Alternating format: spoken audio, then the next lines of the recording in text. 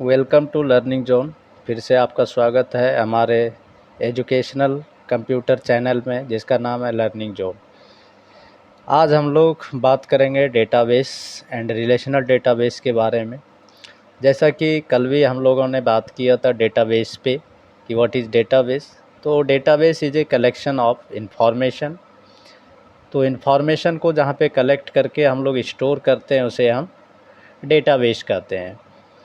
जैसे कि आप फ़ोन बुक यूज करते हैं या लाइब्रेरी सिस्टम यूज करते हैं, तो actually database are use to store information that can be easily queried, sorted और ऑर्गेनाइज्ड इनटू रिपोर्ट्स।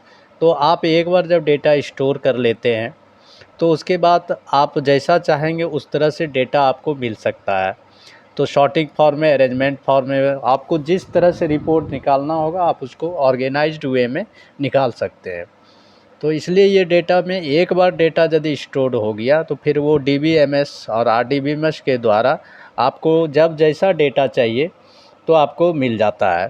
जैसे आप बैंक में एक बार आप अकाउंट खुलवाते हैं, उसके बाद आपका डेटा उसमें विड्रॉल होता है या फिर आप डिपॉजिट करते हैं तो बैलेंस चेक करते हैं, तो वो एक बार डेटा स्टोर हो गया फिर आपको जैसा ज़रूरत है उसके अनुसार से आप बैंक स्टेटमेंट्स निकाल लेते हैं। तो जैसे बहुत सारे एयरलाइन रिजर्वेशन करवाते हैं या रेलवे रिजर्वेशन करवाते हैं, तो ये सारे चीज़ को जो है आप स्टोर करते हैं, तो जहाँ पे स्टोर होता है वो डेटाबेस कहलाता है।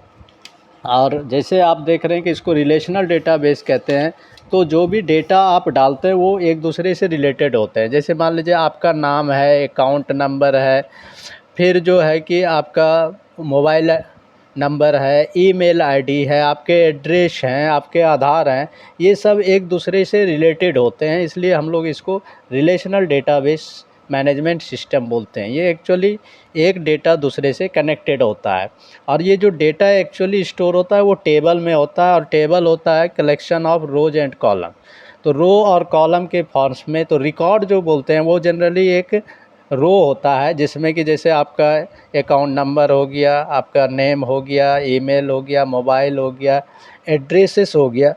तो ये सारे मिल के एक रिकॉर्ड बनते हैं और हर एक पर्टिकुलर पर्सन का जो है एक रिकॉर्ड मेंटेन होता है, जिसको कि हम लोग कभी भी देख सकते हैं एक बार डेटाबेस में स्टोर करने के बाद।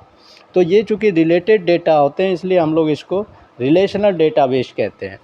तो जैसे देख रहे हैं रिलेशनल डेटाबेस मैनेजमेंट सिस्टम बहुत पॉपुलर है आज के डेट में, और इसको हम लोग पर डे लाइफ में यूज करते हैं।